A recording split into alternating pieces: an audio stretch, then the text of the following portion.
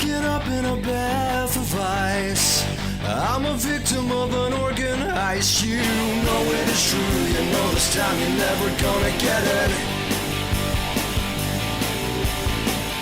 But you already stole my heart.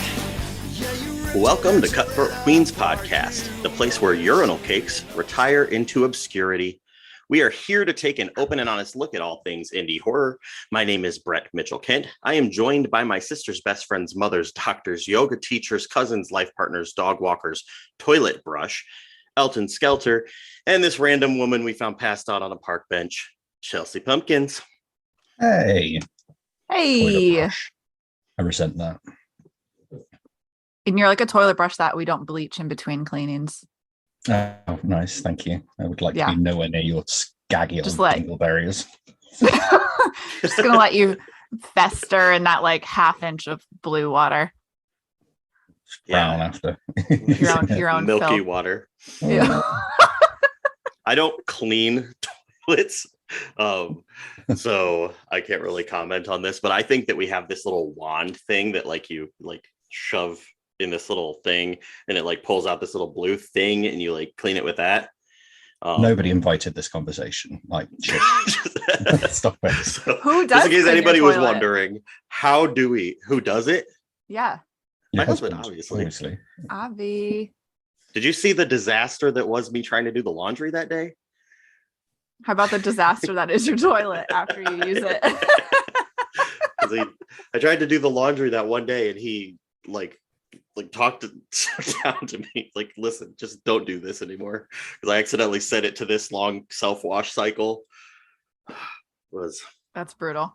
It was a bad day to be Brett, but every day is a bad day to be Brett. And just before anybody says anything, it's not intentional. Like, what is that called where you're intentionally ignorant? It's not intentional ignorance. There's several things that I'm very good at, but laundry isn't one of them. So because it's not something you want to take over control of, so you're like, I'll do it badly. I tried to help. He didn't tell me to. I was trying to be helpful, and I just completely screwed the whole pooch there. Oh, jeez. But we are not here to talk about my toilets or my cleaning habits. We are here to talk about indie horror. Horror. What has everybody been reading? What you got going on? Chelsea, go first. Okay. I think our listeners are going to get like a weird false impression of the things that I frequently read, because twice in a row now it's been like a graphic novel. But because she's Leah Michelle, she can't read. She has to look at pictures. Is this a pop-up book? No, I read The Keeper, and that is a new, it's probably not new anymore. But it's a graphic novel by Tananarive Due and her husband, Stephen Barnes. And let me look up the illustrator real quick. So what's it about? Hang on, I'm looking up the illustrator one thing at a time. Lack of preparation. I know. I was trying to fill the space. I know, I'm sorry. It's all right, I'll cut the space. It's fine. And it's illustrated by Marco Finnegan. And so first of all, I'm like a huge fangirl of Tananarive Due, and I'm going to bless our listeners with this earworm that I made up. When I first started like reading her stuff, I wasn't sure how to pronounce her name, and then I looked it up online, and she has a thing on her website, and it's Tananarive. And I remember it by going, Tanana. What's her name? Tanana. That's so embarrassing. Shut up. Oh my God. I love it. Anyway, so anytime I read a book by her, that's in my head the entire time. So The Keeper is about this young girl. The character's name is Aisha, and she becomes orphaned and goes to live with her grandmother. And then her grandmother also falls pretty ill. And she encounters this protective force that her grandmother like kind of bestows on her. And it's this interesting like blessing and a curse type of situation. So this thing which is keeping her safe is also, it comes at a cost. And she starts to learn that it has some nefarious roots. And so the character kind of tries to solve this mystery and like save herself and her friends from it. But it was really good. I enjoyed it a lot. It's a lot of like found family type of stuff. And the characters are, well, the main characters, she's Black, and there's like this whole kind of subplot about how her grandmother doesn't want her to end up in the state care. So she's like, it's very important that you stay with me. Like, don't tell anybody that I'm weak. I don't know. It was just super interesting. And the illustrations were very good and I enjoyed it. You got to love those stories that have, the main plot focusing on the issues, but then there's that secondary plot that kind of kicks you in the throat with being so real and intense and relatable. I'm going to check this one out. I don't read a lot of graphic novels either. Yeah, and it was the illustrations were great. The hardcovers, that's what I got, was really cool. Like the jacket was gorgeous, and then I often take the jackets off while I'm reading it, and I love when there's like a secondary design underneath, which there was. But yeah, there was a lot of subplots because she like lives in. Well, I'll just leave it out. There's a lot of subplots. I don't want to take up too much airspace on this, but yeah, definitely recommend, especially if you're a fan of her work. The foreword was really sweet too, because both her and her husband talk about like a grandmother's love and how it's kind of special and unique. So I don't know. It was nice framing. I really love your earrings. I feel like I know nobody can see them, but what are they? Oh, we'll post a picture on social. They're bright pink. They're Sam from Trick or Treat. Let me get okay. But they're pink. They're Valentine's Day Sam. And I got these from Bad Basement Jewelry, and that is run by this artist that I've just followed for years. She makes all this really cool horror jewelry. Like let me look at these. She made a set of earrings recently that they look like teeth pulled out of your head, and they're like long and dangling. Yeah, they're really cool. Oh, I love it. Anyway, her shop is really cool. Everyone should check it out. I hadn't bought anything from her, but I'd always followed her and been like, oh, one of these days. So I decided just to treat myself. So yeah, you can follow her at Bad Basement, all one word, on Twitter. And I think she's the same on Instagram. But oh, cool. Yes, they're so cute. I love them. They're gorgeous. Shame about you. It's like sticking a gold leaf on a dog shit. Am I ruining them? Sorry. She did like a really cute Valentine's Day release. She has like a pink the hell's his name from Scream? Ghostface. Yeah. She has like a pink ghost face on the phone. She has like a really cool Jennifer's Body set too. Anyway. They look beautiful. For some earrings, go get some. They look beautiful. You're so dressed up today. I feel like such a bum. Yeah, look at my so nice sweatpants and baggy. So you just did the newscaster dress up. You got all pretty from the waist up. I pretty much just got pretty from the neck up. I mean, we all look gorgeous today, so we do. We're a handsome bunch. Brett, what are you up to lately? No. Horror-wise. Horror-wise.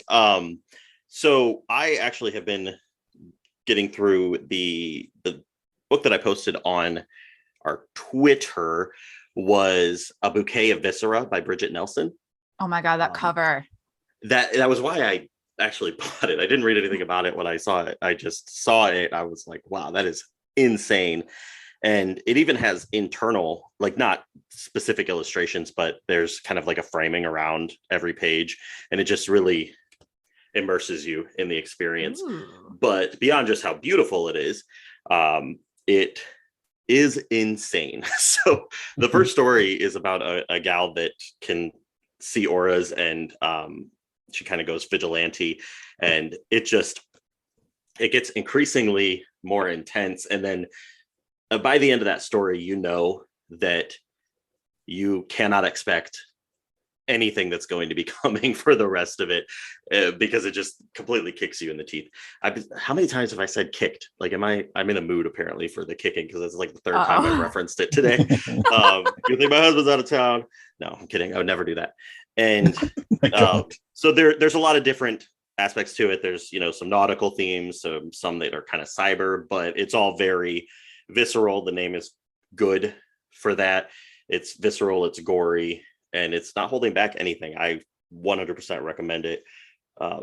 Great book. And they're all Bridget Nelson stories. It's a collection. Correct. Yeah, it's a collection.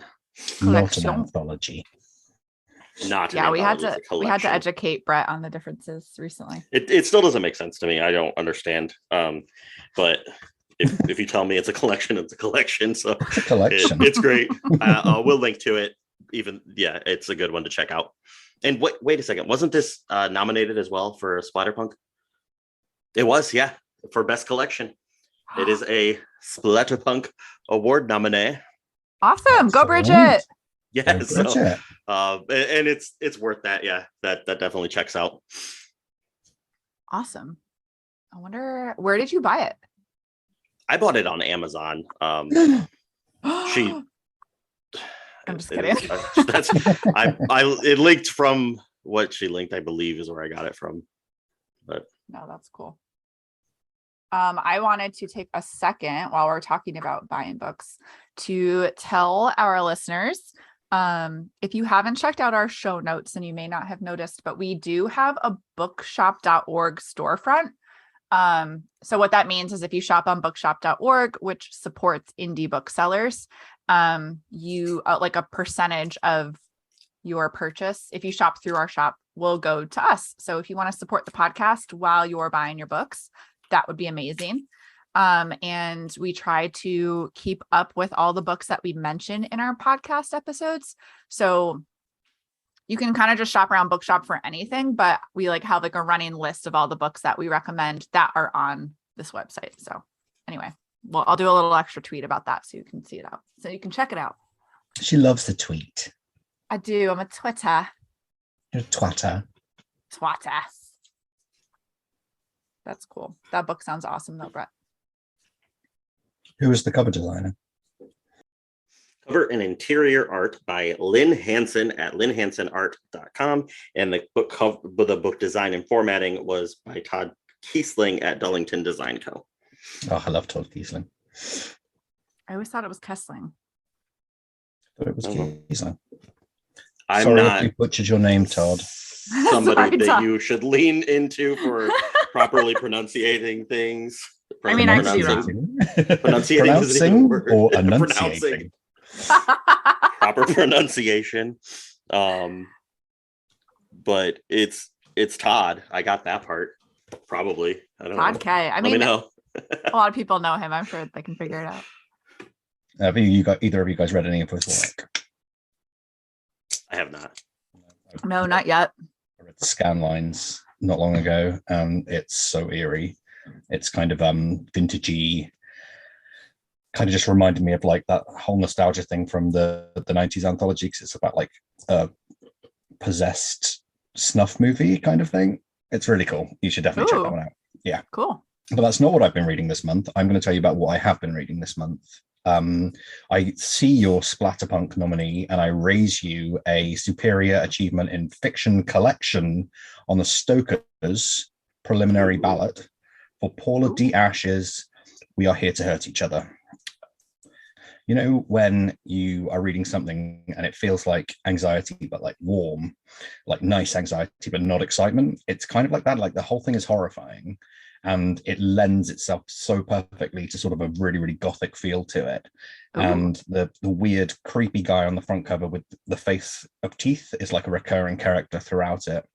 But the thing that really struck me about it was it's really lyrical. It's really the prose is really sort of musical. It has a beat to it, and it just, when you read it, it's not like reading just a normal story. It's you're treating yourself to just something wonderful in your ear holes, and I can't recommend it enough. It's astounding, and I think it was her first collection as well, which is even more impressive. But yeah, We Are Here to Hurt Each Other, Paula D. Ash. Definitely check that one out. I am really excited because Howells picked that to read in a couple weeks.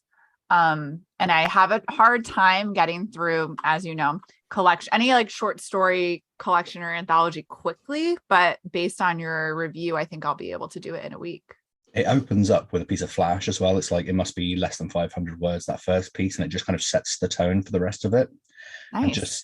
And it's got like a rhetorical question at the end of it, and it just kind of really, it pulls you in. It lived in my head rent free. I read the first story just as a standalone before I started properly getting into it, and I just couldn't stop thinking about it afterwards. And I think that's the mark for a really, really like clever book to open that way and be that inviting. Oh man, I'm excited. Awesome. That she's also putting that out on Godless the 25th. So what? This is coming out the 24th. So everybody, tomorrow you can buy it on Godless and support an indie ebook seller and read her collection. Do it. Yeah, I can't wait to check that one out. That sounds so she's up my alley. Been getting a lot of buzz as well. She's been doing some like local readings in her area and stuff, and like all of the praise that she's been getting for this book is entirely 100% deserved. Yeah. Just when did it come out? It was last year, so it was on the 2022 ballot. But okay. But I think it's just really now starting to get a lot of traction, and a lot of people are talking about it because it's been put as a recommended read on the Stoker ballot. So beautiful. That's awesome. Go Paula. We have so many people to root for. I love it. I know. We also had a movie night. Brett couldn't make it because he was sick. Megan, and it was really fun. Just campy and unnecessary dancing, unnecessary singing. I liked the dancing. That part, I did too. It got me. As far as the overall movie went, I thought that the child actresses were insane in that. I watched it separately. I don't know if I told you that, Elton. But the child actresses were like, they just carried that film. I wasn't a big fan of some of the adult actors in there, specifically the two guys. I think I was like, pulled it down a little. Are you coming for Allison Williams right now? Because we could fight. I actually, it's odd, but it was kind of an even split. I feel like all of the female performers were like superior in it, and then the two guys kind of dragged it down. I'm sorry, but I don't know. We said we'll take an honest look at things. That's my honesty. And Jordan Alvarez, who's the guy who played the technician who worked in our office, he's always good. He's a naturally comedic actor, and he does these, especially through lockdown, he did these hilarious videos being about this psychic called Marnie, like getting in touch with your spiritual side, and it was just really funny. It was like using those filters with a really huge mouth. So he's like a hilarious comedian usually. But the guy who played the boss, well, I don't understand. It's like they just pulled some random stranger off the street and were just like, read these lines out, like, you know. I kind of was wondering if it was intentional. Well, like, just I was like, it was no. I was like, has this guy read lines noticeable before? Yeah. Yeah, considering like, you know, it was a good movie, and it was kind of campy and stuff, but like everyone else seemed to be like talented except that one man. I feel terrible saying it, but yeah, it was really, really noticeable, and I wonder if it was just because we were supposed to think he was a dickhead. So I don't know. I've seen some people that are dickheads that can still act. So this is true. Okay. Oh my God. In this exact moment, I'm learning that Megan was an actress. I didn't know that. I thought she was. What childhood actors did you think I was talking about? Well, when you said plural, I was like, what is he talking about? You do realize they didn't just build a murder bot to do this film, right? Realized, did you? I legitimately thought she was like an actual little girl that was doing all. I mean, it's insane. It doesn't look like her at all. Did they like? They put a mask on her. Oh my God, I need to research. There was prosthetics. Really? Mm-hmm. Wow, she was so good. Sometimes I feel like you didn't even watch the making of Megan, like the rest of us did. There's a making. There's so many videos showing like the back behind the scenes stuff. Oh no, I didn't watch that. Oh, I did. I had to. Oh my God. Yeah. That's amazing. She's really good. Go her. I hope she gets more work. I thought the girl who played Katie, the little human girl, was really, really good. Like she just nailed like these expressions that like were perfect of a little girl that age. But yeah, I enjoyed it. I had a good time. There is a gorier version coming out of it coming out this week, and I was pissed that I rewatched it without knowing that. I was like, oh, I would have waited like 3 days, but it's fine. Good. I haven't rewatched it again, so I can rewatch the gorier version without. I mean, I might as well just do it. I can't believe that's a little girl. It's not the same girl doing the voice as it is doing the acting. I think the girl doing the voice is the Penny Nickel Down girl, the viral TikTok sensation person. She's like had a viral video before, so she's the one doing the voice. Oh. So is she the one who says now would be a good time to run? Yeah. Wasn't the girl that played Katie in Dr. Sleep? Is that the same? Oh, she does look really familiar. I think you're right. Hang on. I'm on IMDb, so I can find it easily. Oh, I clicked on the wrong Dr. thing. Sleep is one that hit me right in the feels. That one. Dr. Sleep was so good. So good. And it was triggering. You guys know that I have the struggles through like trigger warning child harm. And that one did not hold any punches back from in that regard. It was rough. It didn't. Really rough. She was in Dr. Sleep, yeah. She was also in Haunting of Hill House. Was she? What a little dynamo. Yeah, she played Baby Nell. She saw the Nell was my favorite lady. actress. Like, was my favorite in that show. I loved her. I would rewatch that show. Actually. But I think that talking about Megan is a good setup for our guest today because he's a murder robot. That movie was just like, yeah, because Elton's a murder robot and he's going to help our guest through coping. No, because the movie had so many strong women characters. Like it was very female focused and women driven, and women of all different kinds. So anyway. Yeah. So that's a perfect setup a good setup for this women-centered episode. We're going to take a short break and we'll be back with our guest after this musical interlude.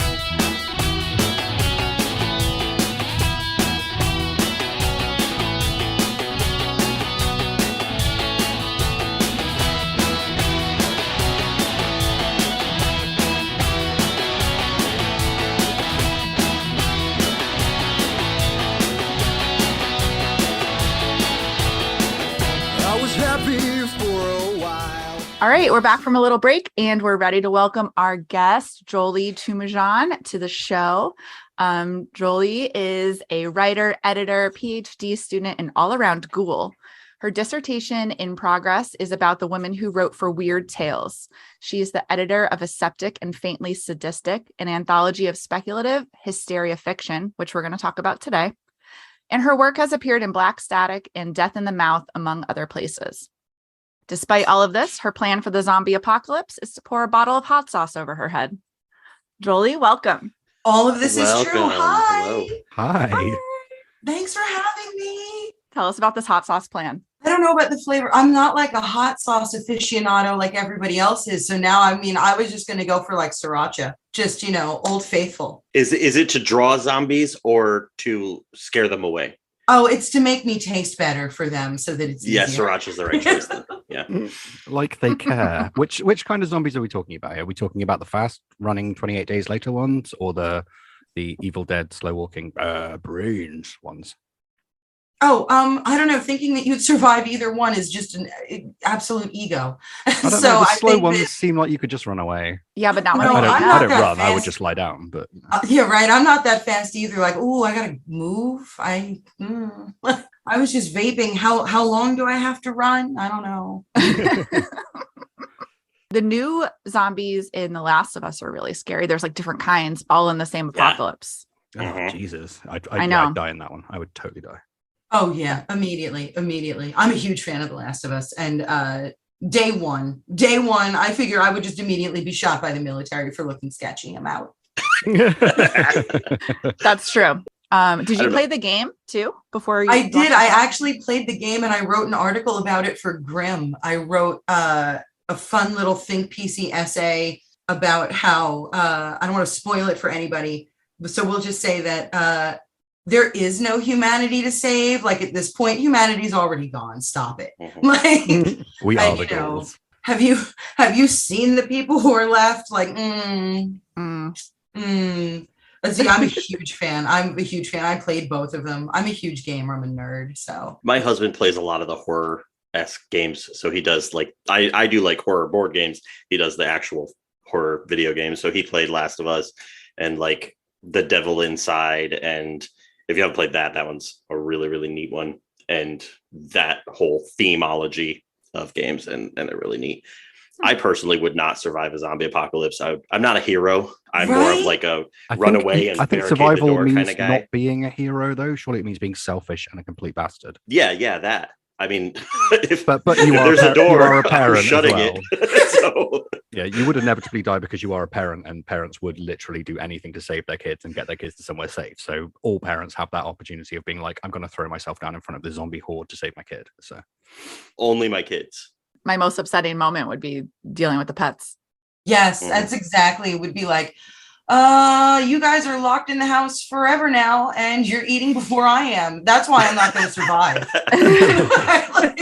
That's why I'm not going to survive, because I'm going to be feeding like the canned tuna to the cats. Like, no, you guys have it. But then at least they get a few good meals after you die as well. So they live longer than you.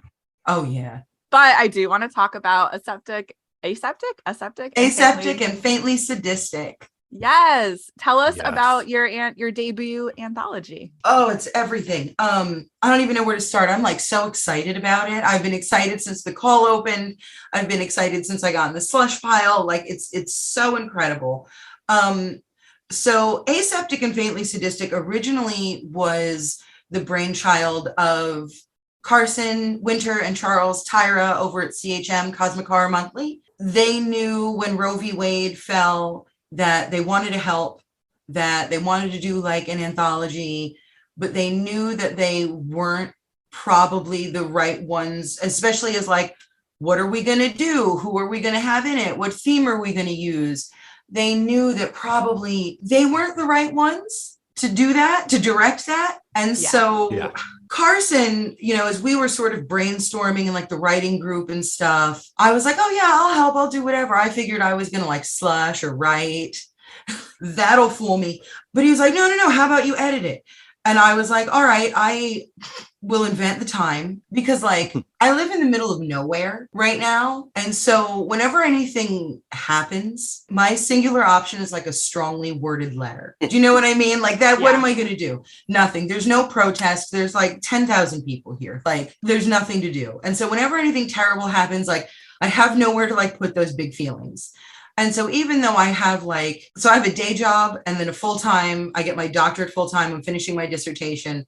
I was like, no, you know what? Like, no, I'm like fighting this in my own little way. Like I'm doing something. Like, no, I felt you couldn't have told me that I wasn't like a suffragette at the front lines. Like, that's it. Like, no, I get to do something. I get to like concrete help. And so that's sort of how I got involved in it. That's amazing. It's been such a wonderful experience, like top to bottom. Everything about it has been, my inbox hasn't been super fun, but everything else, I've got a couple pro-lifers who are not happy with me. And are they still coming after you? Like, I don't know. I get it. You don't agree. Yeah. Nobody cares. Stay mad about me, die mad about me. I don't know what to tell you. And so I got a little bit of that in my inbox, but other than that, and I sort of I'm like a spite elemental. I feed on it. Like, no, get mad at me. I love it. Go ahead, be mad. Your spite and how it has fueled you and your passion that that just came out as you were talking about it totally came through in your introduction too. I am #blessed to be able to read an arc of this, and I'm still kind of in the middle of it because I'm a slow reader. Much to Carson's dismay. Seriously, Chelsea, you had one job. Hey, I read a lot of it. I'm still going. Okay, you were the blessed one though. When I asked for an arc, you were like, "They will never give you one." That's not how it happened. I just said I couldn't give you mine. She wanted to be special and be the only one who read it, and then she didn't read it. How underprepared can I you am reading it. Ugh. She's not the only one with an arc either. That's right, Elton. Where's yours? Yeah. Where's mine? Yeah. just Honestly, popular Elton, enough, nobody knows you're who really I just am. the only one that doesn't have one. Have you got Everybody one? else got one. Yeah, I gave Everybody one does. to all of our friends. I don't have Everybody any has one. friends. I'm literally just here for my token Britishness. I don't actually have one. No, I don't have one. You better not. No. But I love the way you just spun not only like your rage and frustration at the situation, but it also just like kicked it off for the entire antho. And it's coming out in all these stories. And I don't know, your introduction was just beautiful and made me like really excited. Oh, that's good, because the first draft of that introduction was like, now listen to me, you fucking fucks. I'm about fucking sick and tired of you pieces of shit having something to fucking say about nothing that has nothing to fucking do with you. And then we walked that back to... I honestly think that listen to you fucking fucks is just the perfect name. I'm literally going to call the episode, yeah, fuck you, you fucking fucks. You fucking fucks. Oh my God. My mom's going to love this. That will be, yes, do it. Oh, I'm so happy I raised her. I got her all this education, and She's so you eloquent. raise a little girl and you send her off, and this is what you get. Hey, that is As that a father of is 2 girls, I'm very excited. So, And you were saying like there's so much in it, and I totally agree. Like the interpretations that people have taken on the theme of hysteria so far have like really blown me away. Just really imaginative, and I don't want to spoil anything, but I know. I don't either. I'm like so excited to start talking about these stories. I'm so excited for everybody to get to read them. The quality of the slush pile was like humbling, and not like I'm supposed to say that. Like I got into the slush pile and my immediate fear was like, okay, oh my God, what if I can't find like 50,000 words that wasn't the problem. Like the problem was that I had to make 100,000 words that I didn't want to part with, like 60,000 words. And so many of those stories should be out in the world. I can't wait to see some of the ones that we rejected out in the world. And the ones that we've got are just phenomenal. And there's so much rage and horror and fear and anger. And like, it's just a powerhouse of a collection. I'm like, it's such an honor to be the director of all of it and to get all the shitty emails. Please send them my way. If anybody has any angry, shitty emails about my pro-choice anthology, please, by all means, send them over. All of my DMs are open. love it. You are. If I get enough, I'm going to start sponsoring them. I think I'm just going to start like, all right, who wants to donate $25 on behalf of this dude? That would be, people would totally do that. That would be amazing. But you're the perfect leader for it. You're so protective and impassioned. So these stories are in excellent hands. Speaking of some of the nasty emails you got, I know some of those were kind of because of the limited demographic nature of the submission call. And unfortunately, we know that those can kind of be controversial. I don't think any of us here on this call find them controversial. No. But I wanted you to talk about why it was important to you to structure the call that way. The language I used for the call was really specific. It was those directly at risk from the overturn of Roe versus Wade, which was a phrase to me suggested by Ray Knowles, who is a phenomenal author. And everybody listening to this, go Google and check her out. Some of the pushback about the limited call was like super turfy and like like you're not the person that this is for anyway. Yeah. You're not going to read anything in this and get it. None of this is being written at your level. And I'm not saying that to be like, we are clearly in 2 different lanes going in 2 different directions. And so some of the pushback was about like the fact that I didn't say the word woman, which I won't be, because that's not how that works. Because I am a full-fledged science school as like a day job. I'm a medical editor. And so you will not be arguing with me down about that. And the other reason it was super important for me to do this, and this is just for me, don't send me angry emails about this. I'm very fragile. For me, I've gotten that from this conversation. For me, in terms of activism, when you're doing help like that, to me, it's important that resources, money, and labor go to an affected community and aren't taken from an affected community. Sometimes that has to happen. Shit happens, man. We're all doing the best we can. But for me, especially because we were paying 6 cents a word, the purpose of the project wasn't only to raise money for this wonderful organization. It benefits the Chicago Abortion Fund. The purpose was also to get some money into some necessary pockets in the horror community.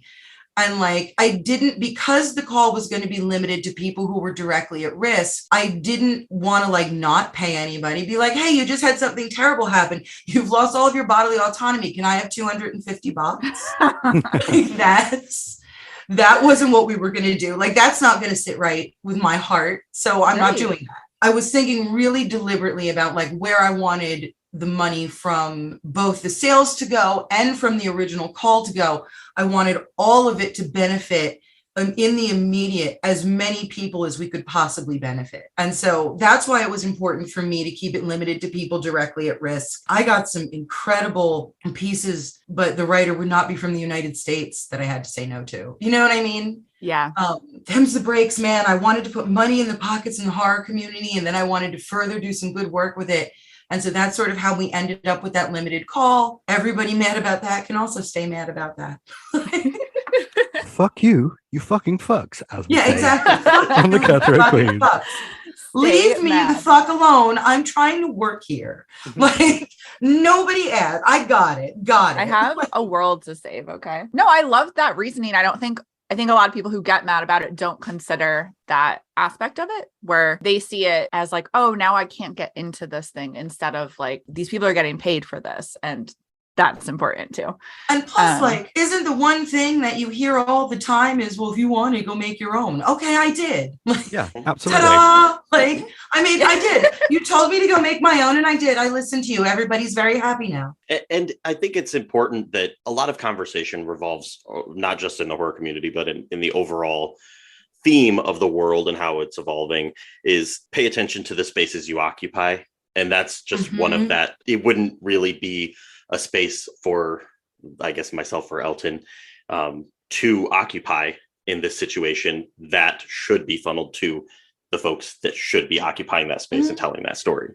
And especially with the topic of hysteria, that is such a weighted, gendered topic. Yes, that is. Like, I am sure that I missed out on some absolutely brilliant work about hysteria by like AMAB men, cis men. I'm sure I did. Oh, but that wasn't who I wanted to hear from at that moment. Do you know what I mean? Like, I wanted, and at that moment, especially given how, you know, I imagine a lot of people felt like I did, like frustrated and scared and like, what do I even do? Like, what do I even do? And so, like, I wanted to give voice to something. I wanted to give voice to folks who had charges of, you're just being hysterical. Do you know what I mean? Who had been historically treated terribly by the medical establishment when hysteria was a diagnosis. Like, I wanted to give that voice. Yeah. And so that was the purpose of it. And, you know, you don't have to be all things to all people. It's a secret. But shh. I've got my other mug for the day too. My other mug of coffee from Reductress. Oh my God. Don't talk to me until I've had my abortion. I love it. So many of the stories too, as you were talking about, you know, the theme of hysteria, like they deal with so much like gaslighting. And one thing I love is that a lot of the stories, the women or the main characters like really do kind of take back their agency, or they bond with another woman and and kind of get some sort of revenge, or not all of them, but it's so, I'm finding every story so powerful. So I'm excited for others to read it. I noticed when I was going through the slush pile that there were a lot of themes that were repeating. And like, I actually didn't take that as like, I didn't take it as like cliche. I took it as like, you know, there's a reason like haunted house stories tend to lend themselves to like family drama. Do you know what I mean? And so I took it as like, when I was reading it, that like, oh no, like this must be how this, there's like a lot of bird imagery. I noticed caged, uncaged, you'll get there. Caged, uncaged birds. There's a lot of like gender dystopia, medical dystopia. There's a lot of wonderful stuff about like sexuality and family and coming to moments of catharsis. Like, oh, so good, so good. And so, but I felt like, oh, these must be like lending itself really naturally to the way that all of this feels.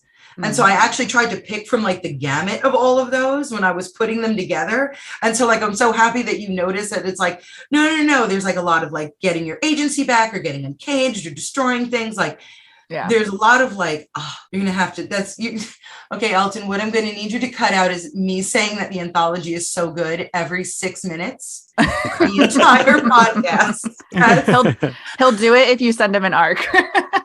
Yes, actually, because the 2 stories that you did send me, I fell in love with immediately, particularly the one by Kelsey Yu, who is such a strong, like powerhouse female POC voice in this industry, and I love her. That was such a good story. It's so powerful, and it was told from the perspective of minority fetishism, and it was very, very powerful and very captivating. So, as somebody who's only read one or two of the stories from this anthology, if that's the way it all goes, I'm sold. It's brilliant. Oh my god! Oh, and when I saw her in the inbox, I did the little like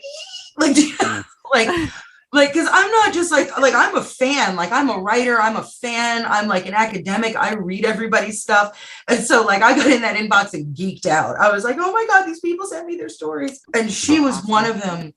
And then when I read it, I like just leaned back in the chair for a minute. Like, right. I like it beautifully written from a really interesting perspective. Wait till you read I didn't send it to you. The last story too. I picked the last story very, very deliberately on purpose because of the message of the last story. And it was another sort of different take on that kind of like another take on objectification that was just stunning. I can't wait till you guys see it. So far things are going well. I'm leaving time for I learned a lot doing this. So I'm leaving time for the disaster that I know is coming. I know it's coming. I don't know what it is. I don't know what it will be, but I know it's on the way. And so we're gonna just block off the couple weeks for that. Perfect. And so you guys will be seeing that soon. Yeah, maybe I'll send a a physical pre-sale links and everything. We'll put it in our attached document, and we'll make sure that everyone knows from our end of the little corner of Twitter that we exist in, that it's available to pre-order. We'll get you some good money going back to the Chicago Abortion Fund. Yes, I cannot wait. I'm just excited for the physical copy. I know that Elton wants the arc, but it's so stunning. I have like a specific shelf that I put like my friend's work on. This one is just so beautiful. Who was the artist that did that one?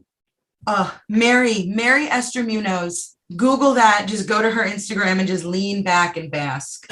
Just, oh my God. I've been such a fan of hers for so long.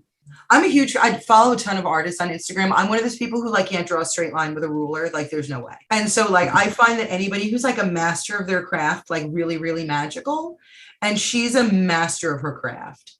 Yeah. Everything she does is just phenomenally beautiful. Wow. Her style is really striking. She does these beautiful decaying bodies bursting with like fungi and flowers being reclaimed. They're phenomenal. She does it all by hand. All of that is like ink and watercolor. She goes on Instagram Live and draws, and I just sit there like, ooh. Like how I have the original, and it's like in person, like the cover doesn't do it justice. Oh my God. That's so wonderful. You have the original. That's so I had to. There was just no way I had to. This project's my baby. And plus, she is like the coolest human being you could possibly run into. Like we're all ghouls. Do you know what I mean? Like we're all kind of weird, but she's like a ghoul, like straight on my weird ass little wavelength. Like, do you know what I mean? So we would like talk on the phone a little bit to like hammer out stuff. And at one point, like B came in the room and was like, so do I need to be worried? Or because you sound like you're about to like Thelma and Louise it across the country with this girl. Like, you two sound like you have been friends for 40 years. Like I don't. And so she was phenomenal. She was on my list of dream artists for my collection cover. But as soon as I knew how this collection was going, like there was nobody else I wanted. If you have an opportunity, she does commission, she does work, she works for hire. If anybody out there has an opportunity to work with her, you cannot go wrong. Like I had such a great time working with her, and I'm just in awe of what she created. That cover is stunning. It's so beautiful. I just don't know how you chose. I'm looking through her page. And well, I think it's original, right? This one is mostly original. It's got a couple of her background elements that she took and changed up. There's actually a piece of, I think, almost every story somewhere in the cover. She's amazing. There's like a peony, because there's a peony. That won't spoil anything. There's a peony in a story. The keyhole is from Chelsea Yu's story. Wow. The feather spider, is the radishes. yes, oh my the God. spider is from the Dark Mother's Call. Yeah. So she did great. I let her into the Yes File and she went bananas. And she did one of hers in the usual style using elements from all the stories. So easy to work with. If she said you were going to have it like on the 15th, it was there at 7:58 a.m. on the 15th. Like, so great. And the cover is so beautiful. We're thinking, I'm trying to get merch done. We're not a money machine. Like, I am not a money machine. So, but no. I'm trying, because a lot of people remarked on the cover. And so I'm trying to at least get like maybe some stickers or some mugs done for some like fun pre-order stuff. Like a mug would be gorgeous. We'll see. Even just a print. Wait, first of all, you said you wanted her for your collection. Do you have a collection in the works or just like future dreams? I have a collection in the works, but because I have to defend my dissertation in November, nobody's going to see it for like 2 years. Like that's just damn it, fudge college. Yeah, right. Fudge college. Honestly, I really hope that kid. What are the chances of him listening to this? Let's send it to him. Let's tag Lisa. You're famous on our Twitter. Yes, we will tag Lisa and you will get 1 million. We should. This is our door in. This is where we arrive, guys. Yes. She and I have spent this entire time now. She and I have now spent the entire 45 minutes, I know, fully resisting, not just devolving into full on like Real Housewives talk. Like, this might be, maybe this is our moment. I know that you have teased to me that you have a whole theory about flowers in the attic or a VC Andrews Venn diagram with the Real Housewives. So why don't you got like 5 minutes to dissertate this. Oh man. Oh God. All right. Real Housewives are the most gothic shows on television. I will fight you in the parking lot about this. Like this is no, these are the most gothic shows on TV. The academic Brian Moylan. There's a guy who studies them though. Right. If I knew that was an option, I certainly wouldn't be doing this. God damn. But he said something that was like the Real Housewives is this absurd, obsessive, grotesque behavior backgrounded by like obscene wealth. And like, that's the most gothic thing that I can think of. Every episode is like a rendition of Rebecca where everybody's drunk. Like there's just nothing. Every episode of every season. And Salt Lake City is the most gothic one of all. Like there's just, it is VC Andrews, top to bottom. There's the one where that they say that she married her grandfather to make it, which is actually less salacious than what actually happened, which was this whole family argument about who was going to marry the grandmother's husband. Like that's like their step grandfather. So we've already got somebody marrying inside their own family, right? Heather was Mormon royalty who knows where all the bodies are buried. She's got like 1 foot in and like 1 foot out of this world. She's like kind of snaky, you know, she's like a really good VC Andrews villain. And then like Whitney, right, is this fun, like wonderful free spirit with this horrible dark past and like can't remember like pieces of her childhood. It's My Sweet Audrina fan fiction. Oh my God, you're so right. I will never stop watching these. I'll never, oh my God, if they ever take SLC off the air, you're going to have to like check on me. Like I'm not. I will be checking on you if that happens. I'm not. And if you two, Brett, Elton, if you are not watching these, one of them just went to federal prison for scamming old people. And she's the least interesting one. But they came to arrest her on the show. On camera. So it's all on camera. It was amazing. On camera. And all of these girls are like in the Sprinter van while she's being arrested, like screaming and calling their lawyers. One of them thinks that like the cops are strippers because like this can't be happening. It's incredible. It's amazing. I cannot suggest it enough. I cannot. Just I watch love the it. first episode of the first season of Salt Lake City and just tell me that it is not just gothic horror top to bottom. I will. Even just Meredith in the bathtub, Oh my God, Meredith. in the high off her bathtub. ass. Meredith that- in that voice, that I'm a countess. Hello, I'm Meredith Marks. Like, And disengaging. I'm not engaging. Like, there's these people are completely surreal. It is better than every horror movie I've seen in the past 6 months. You cannot. I'm You're lucky on you got board. me. We will add that to the notes just under your horror movie recommendations is Real Housewives of SLC. I think this is really our path to fame, though, guys. Like, we can tag Bravo Andy. We're gonna tag Lisa Barlow. These creeps cannot get enough. And SLC isn't the only one I watch. I watch a bunch of them. Chelsea, you too, right? Yep. I watch New York City, New Jersey. You and my mom got me into Potomac, Atlanta. New Jersey just came back. Now I'm trying to get you into that one.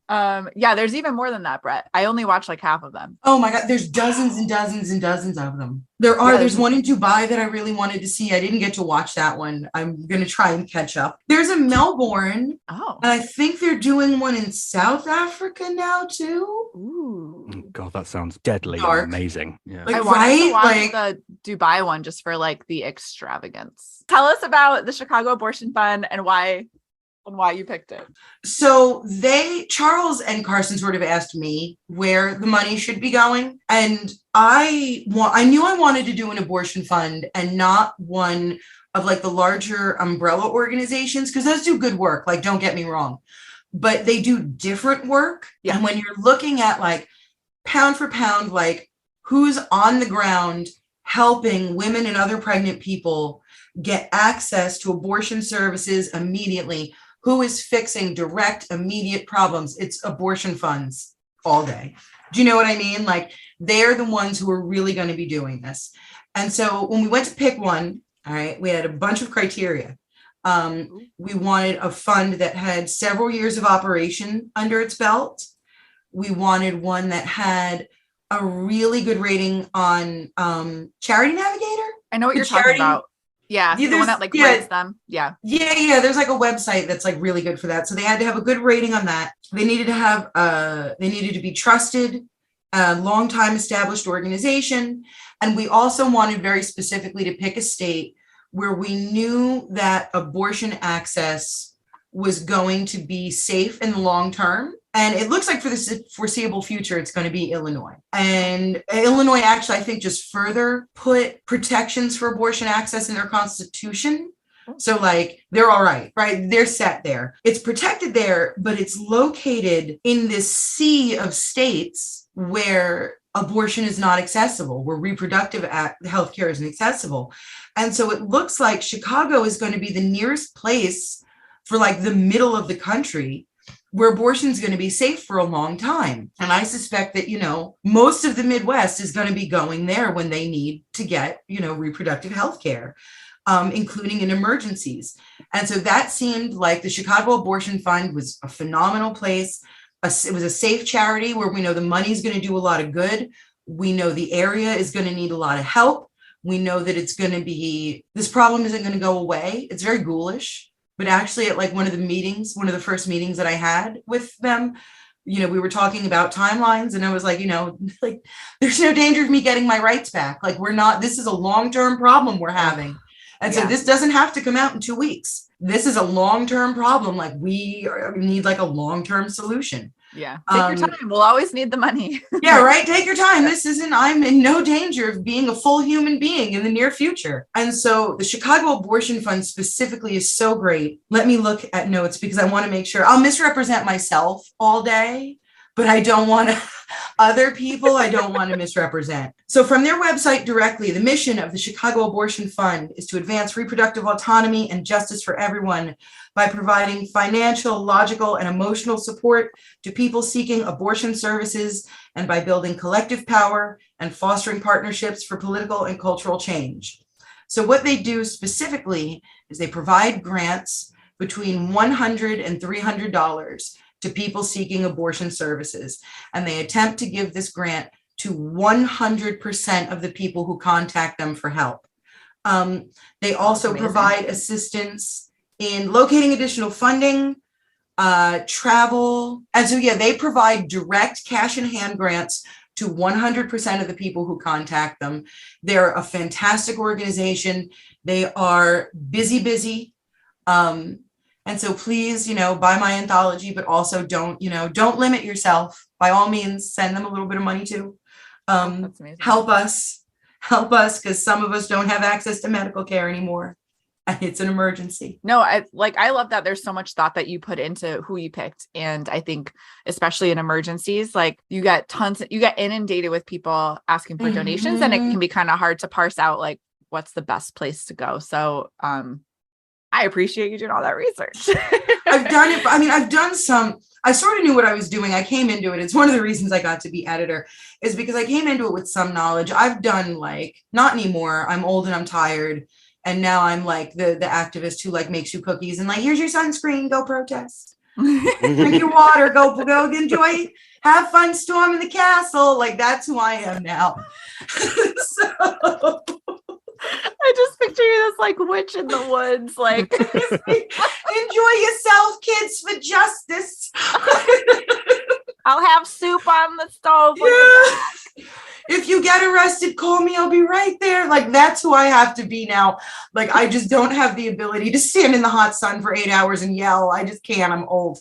And so, but for a long time, I answered the phones, and I didn't do a lot of this for long term. I did each of these for 2 or 3 years because it's hard.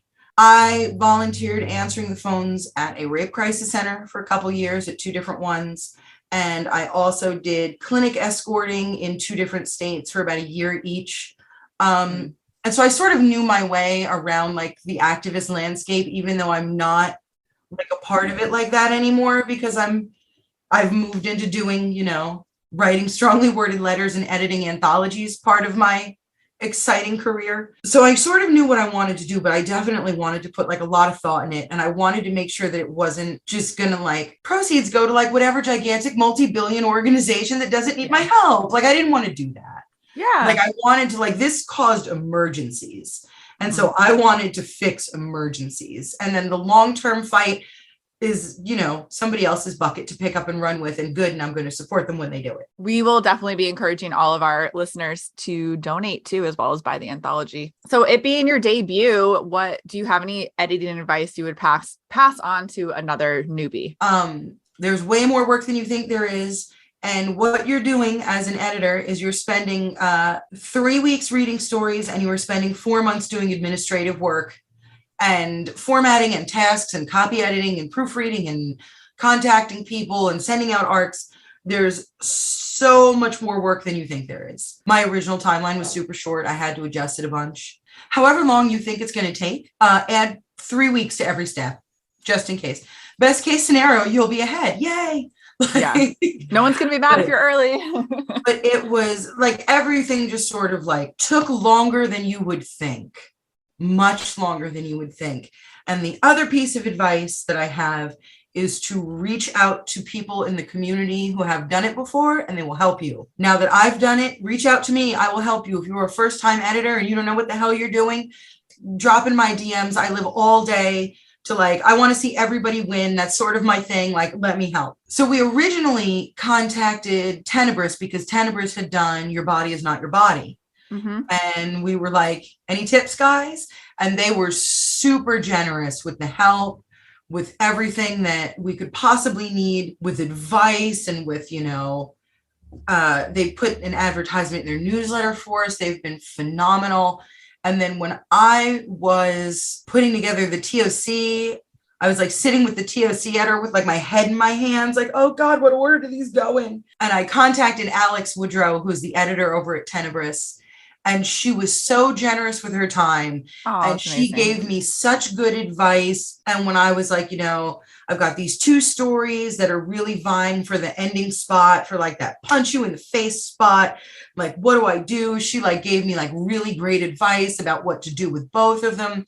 She was phenomenal. And so the other piece of editing advice I have, especially in the horror community, we are all so generous and so giving.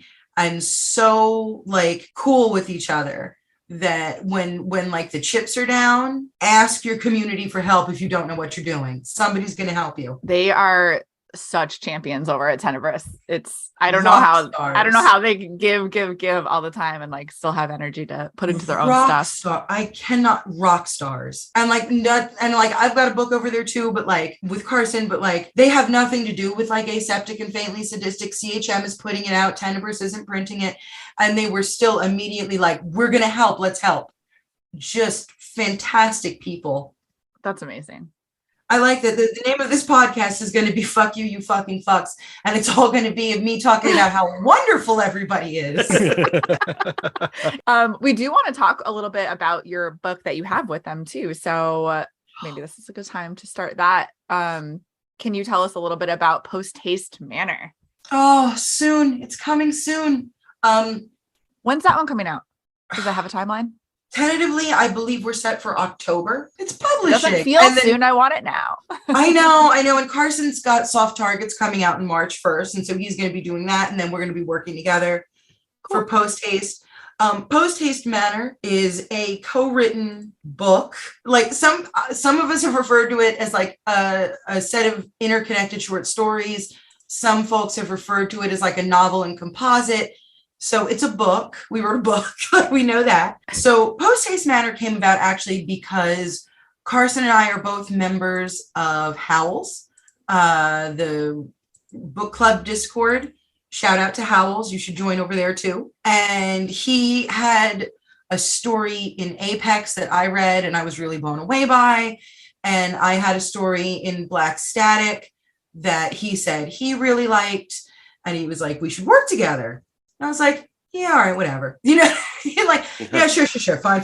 Because you know what I mean? Like, yeah, that stuff comes up all the time. It's like, when you see someone, they're like, let's get together. And you're like, okay, yeah. Yeah, great, whatever. Like, or like that part of the evening where like you and your friends are so drunk that you're like, we're going to move to Alaska and we're going to ice fish, man. Like, I figured it was just that part of the day. But we started talking back and forth and we landed on really quickly the idea of this haunted house and doing sort of people who had lived there at different times, a whole bunch of people who had lived there to give like this full picture of what it was really like. And so that's sort of how we started it. And then I think the concept is really cool and it lends itself really well to like co-writing. I haven't done much co-writing myself, but I was wondering like, what was your actual process? Like, did you have like meetings where you would check in? Did you like write totally separately and like find a way to mesh them together? It should have been a disaster. I just want to but here's the thing.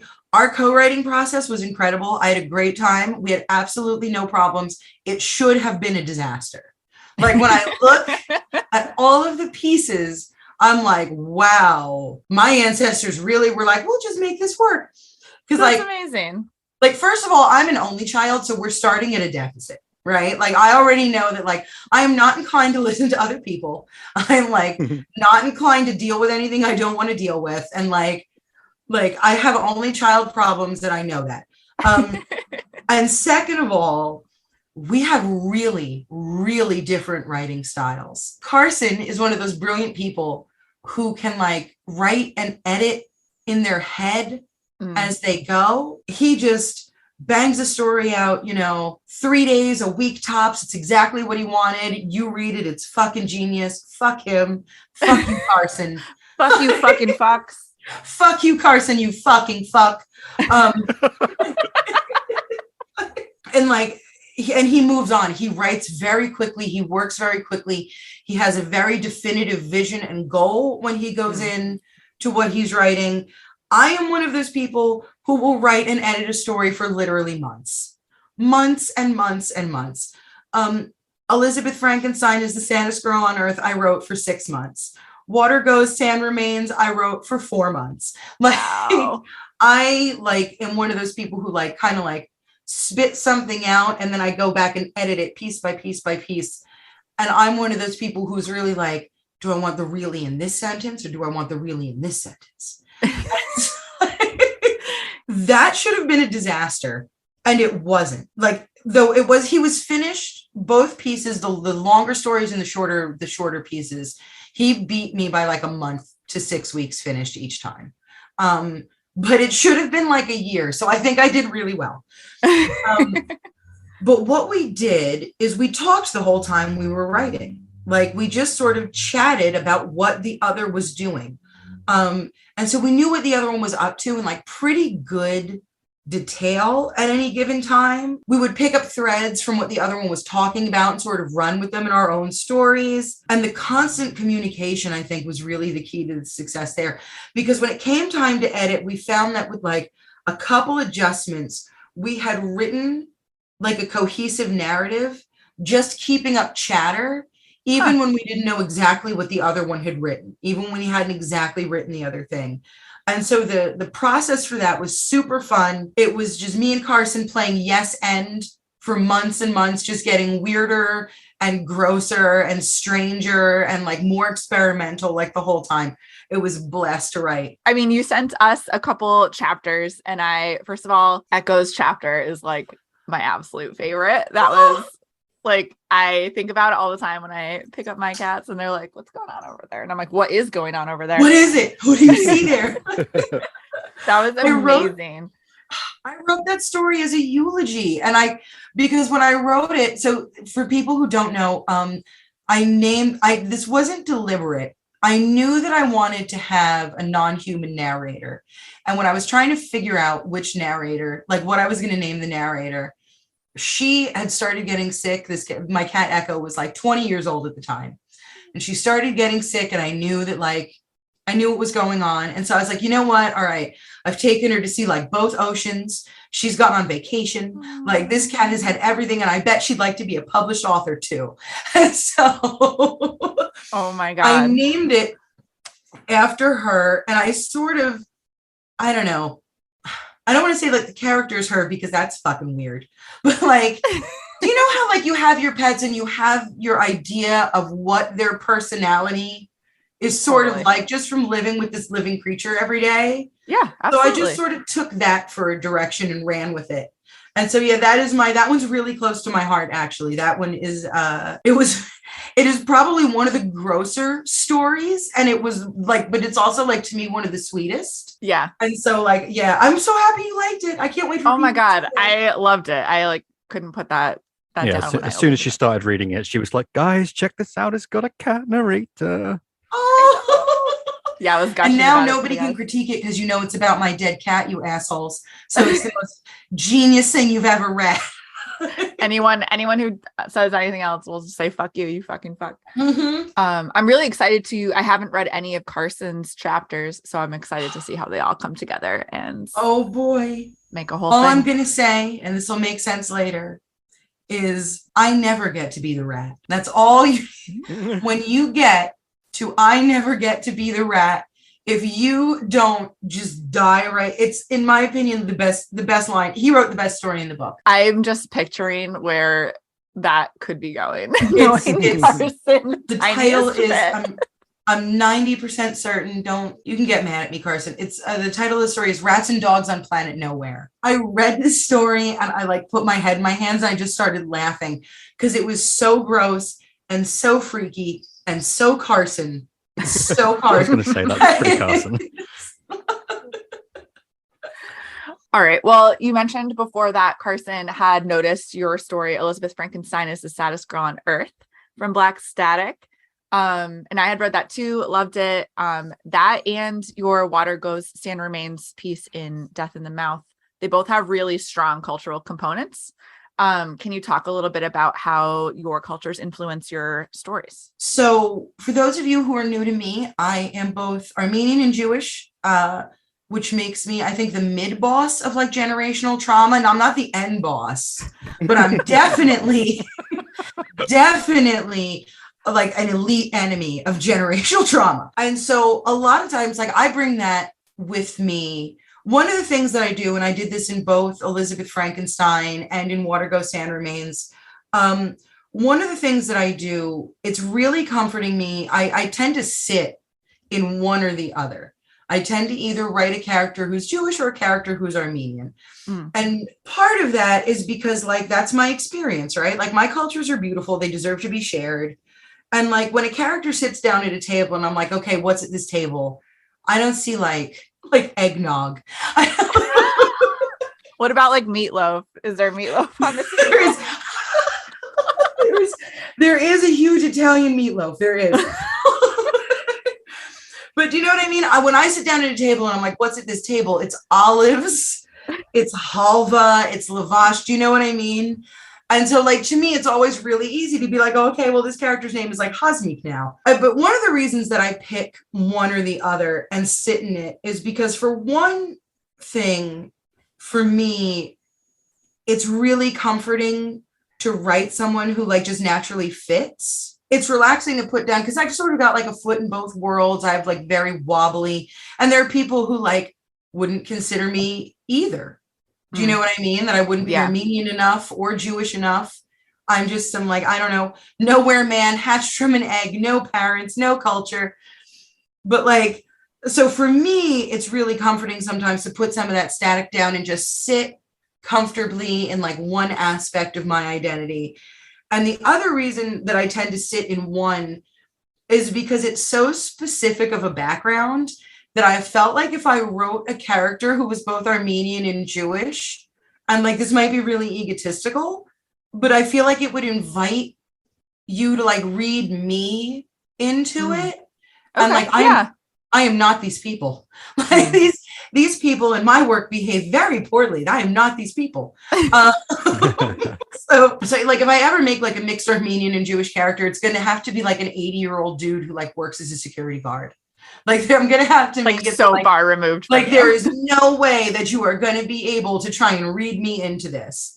Because it's something that a lot of people do, especially when they're encountering literature from a culture that's sort of not their own. Is they're sort of like, oh, well, this is the author's. Well, now I'm scared to write anything anymore. Yeah. I think I'm some weird queer robot fucker. It's going to be crazy. Yeah, I thought you were a serial killer, Ellen. I thought you were a weird queer robot fucker. That's why I'm here. Yeah, obviously. Well, that one's true. We'll... But no, like when you're writing from the point of view of like a marginalized ethnicity, like you can be expected a lot of the times to have to be the spokesman. And like, nobody wants me to have that job. I don't want that job. The Armenian community doesn't want me to have that job. The Jewish community doesn't want me to have that job. Nobody wants me to have that job. So I try not to like, I don't want like myself to get read into my stories a lot. Other parts of me are in there, like grief and rage and anger and things like that I put in there. But I try not to invite folks to read me into it, but I do want them to experience like how wonderful my cultures are and like how beautiful these stories are and how interesting like our lives are. Like that's super important to me. What's your take on people writing from a cultural or a religious or a identity-based point of view in their story that they don't have any experience from? I'm personally on the team that says I don't think these people have a right to do it, particularly if it's intrinsically trying to say something about that culture. What do you say to people who would try and write a story about Judaism or would try and write a story about being an Armenian woman and they were not themselves? What would you say to that? I think that there are like every representation of a culture that is not your own is not necessarily like appropriation. Appropriation is something that happens in a very specific context. And it's wrong. Don't get me wrong. It's wrong and it's horrible, but like it's appropriation has like a lot of things that go along with it that like make it appropriation. And so like just having somebody have like a Jewish character in a story or whatever doesn't really bother me. It's visibility over appropriation in that case. Yeah, that doesn't bother me. I mean, like, why wouldn't you have like a Jewish character in the story, an Armenian character in the story? We fucking exist. Yeah. Like, do you know what I mean? Like, I'm right here. But do you know what I mean? But when you're trying to write, like specifically, like Water Goes Sand Remains was set in the Armenian genocide. And so for something like that, I almost think that, I mean, you can try whatever you want and okay, but you I feel like if you're not in it, you're almost guaranteed to miss something. Yeah. And it's one of the reasons why I tend to write where I know, because I feel like no matter how much education I've had, no matter how much, for example, like I've read a ton of like Black literary theory, I've run a ton of Black literature, I've read a ton of Black nonfiction. Like, Black people exist. I'm interested in what they have to say, but I'm still never going to know what it's like. Yeah. Do you know what I mean? Yeah, definitely. And if I'm going to sit down and write a Black character, and the point is that I'm trying to parse, like, I don't know, the theme of this is like parsing racism. I'm never going to be able to see it fully because like I stand over here and they stand over here and we can't see the whole ball at the same time. Yeah. And that's just sort of how that works. Yeah. And so like, agree. I think that a lot of times when you do it, you're setting yourself up to fail. I think you're setting yourself up to fail. And I think that, I don't know, I also think that other people's trauma is not yours for the mining. Do you know what I mean? Like, yeah, agreed. I would feel like, how do I put this? I would have some feelings if, for example, especially because like our tragedy is so unknown and we're so like Armenians don't get any attention, which is why I talk about it all the time. I would feel some kind of way if like Chelsea published the first horror book on the Armenian genocide. Yeah. I wouldn't dare. But do you know what I mean? Like, like, even if you did it all justice, I still feel like I would have some feelings. Yeah, and, definitely. I'm always interested in different cultures and how they view other people trying to say something for them. Because I just don't think, I think there are enough stories in the world to tell from your own point of view. Even if you are just the boringest fucking white man in the world, there's a story to be told there. Like, talk about how boring you are. That's still a story. That's a story. I'm just personally curious as a woman who is, as you say, from two marginalized cultures and being a woman as well. So you've got the trifecta of just marginalization there. And just I'm also queer. And being queer. Like, okay. I am queer too. So yeah, 3D. I'm just an indeterminate person. So You have actually no rights. Sorry. I'm just listening to you talk and just thinking like I have so much like knowledge and experience to mine from you. That was a purely selfish question, just to see somebody smarter, somebody more well-read, somebody who's a better writer than I am, and how they fit their identity into what they write. And it was really interesting for me, even if we don't use any of it at all. It was just really, really good for me to hear that from you. I'm still trying to figure out who I am, and the only part of my identity I really know anything about is that I'm queer. So all my stories come from there, but there's more of me than just that. So my ego appreciates that, actually. Thank you. Well, my backgrounds also come up in my writing in that other way. Like I was talking about that, like, to some people, I'm just like an indeterminate person. Like I'm secular. I'm not Armenian enough. I'm not Jewish enough. I'm not 100% of anything. Like I just barely exist. And a lot of what I write is that too. I tend to write like from the negative space of the culture. Yes. Or from people who have like a foot in two worlds, like and don't fringe. Necessarily belong in either. You know what I mean? Yeah. Who will meet resistance in both.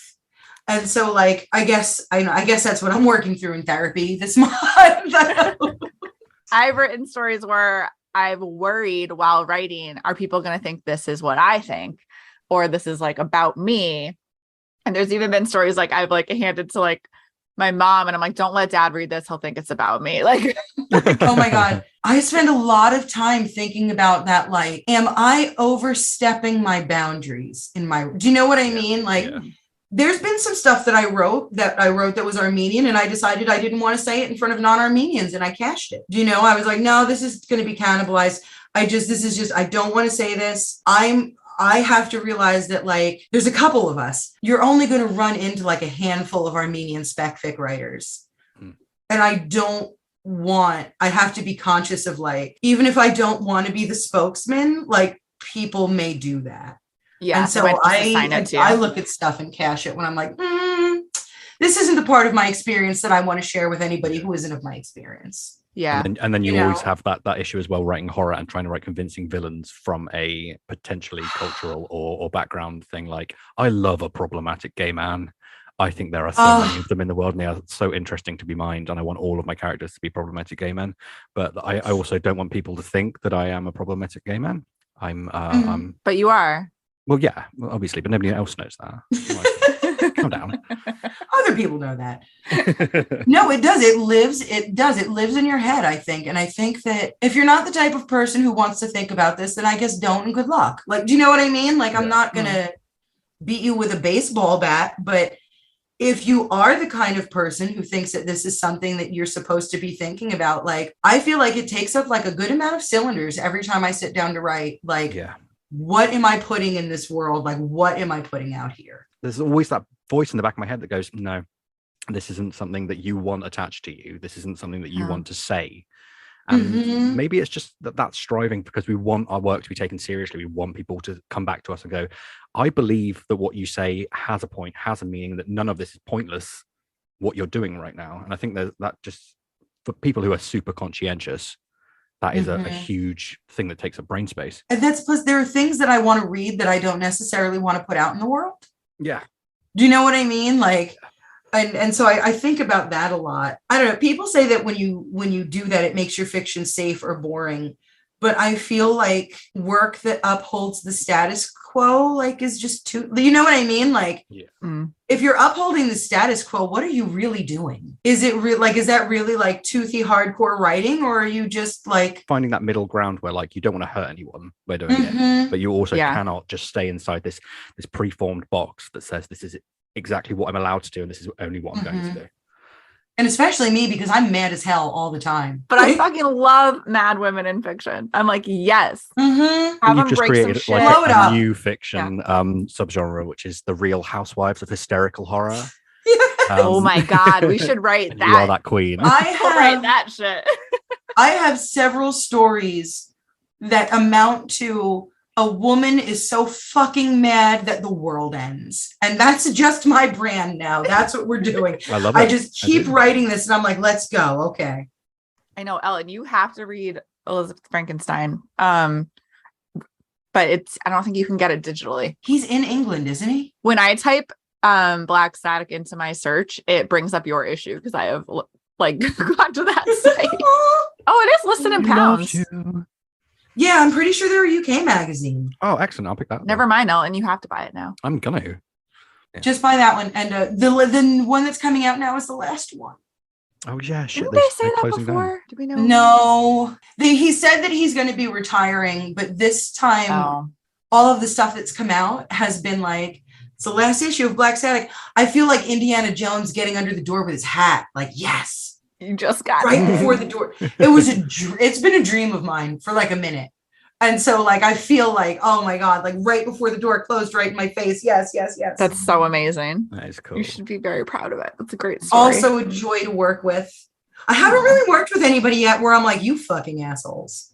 Like fucking fucks. Just the pro-lifers in my inbox. Everybody in the community is like professional and together. No problem so far. Or at least we play it on TV. Right. It's been awesome talking about your process a little bit. No, talking back and forth about like craft and hard stuff. Like I love doing stuff like that, especially with it when it's someone like you who like I really admire and really like. Like I like having my own thinking advanced. Please bother me all day.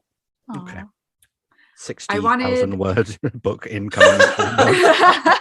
By the way, can you just professionally edit this? All right, I guess as a good wrap-up question, right. What's a common piece of writing advice that you reject? I'm allergic to hustle culture. Ooh. Anything that even has a whiff of hustle culture to it, I can't do it. Get up 15 minutes early to write, like that whole thing, like spoken by people who have never known what it's like to be truly exhausted mentally, physically, and emotionally. Like if you're not writing, maybe it's not your drive, maybe it's not your willpower, maybe you need a fucking nap. I steal this from my therapist all the time. You cannot pour from an empty cup. Yes. Like it's not about, for me, getting up 15 minutes early, always finding 15 minutes during a day to write. That's not how it works for me anyway. I write like I've been possessed by the devil for 6 hours until 4 a.m. And then I spend 7 days recovering from that. And so, no, like, man, go to yoga, spend the extra time to like make the dinner that you really want and not just the one that's easier. Take the nap, and like what comes out of you is going to be so much better than if you did this weird disciplinarian. Yeah. No, don't do it. Just, I mean, it might work. You can tell, can't you? You can look back at your own work and you can go, I was on autopilot when I wrote this. This is just words in a sentence. This is nothing to do with the usual well of inspiration that I draw from. My muse is not here in this one. This is filler, and I'm going to have to write this again later anyway. So what's the point of writing it now? Right? I may as well have done something I enjoyed, because that's exactly it. What comes out of me when I'm like, no, it's your fifth time for your 15-minute slog, even though you're not in the mood, is 5 sentences. Okay. Like, yeah, sometimes to me that's like why I can't like do like group sprints all the time either, because I'm like, I can't just force out 100 words if I don't feel it. Like, I call myself a spark writer. I'm like, I need that spark, and then I can do it. I call it being possessed, but that's way cooler. I just call it writing, and it's what happens to me every like 2 weeks, where I write 7,000 words and then I don't write anything for 30 days. It's awesome to hear different people's processes though, because I think you can get stuck in like, oh, I'm not doing it right, and like you can start to feel self-conscious if like you aren't having a daily productivity set or whatever. So I write on my phone like I'm a SoundCloud rapper. We're gonna be fine. The thing that went in Black Static, Elizabeth Frankenstein, was written in my phone notes. Love it. I took it out of that and then played with it afterward. You know what I mean? Like, I edit out of there because I can't look at a screen like this big and do it. Yeah, but like, same. No, I wrote it in my phone notes. Write it, write in your phone. It's fine. It doesn't mean you're unprofessional. Go to sleep. Like, just write by hand, scream, like, do whatever you need to do. It's got nothing to do with your willpower. Also, I highly recommend as well getting whiteboard markers, those easy wipe-off markers, and writing all over your windows and mirrors. Yes. Oh, that's fun. Love that. Well, thanks so much for sharing all of your process, and your work's coming out. We're so excited to, I think I speak for all of us. So excited to read both Aseptic and Faintly Sadistic, as well as Post Haste Manor, and your collection in 2 years. I'll be picking that up too. Yay. Oh, thank you so much for having me. This has been wonderful. I'll come back anytime and yell about anything you like. Oh, absolutely. We will have you anytime you want.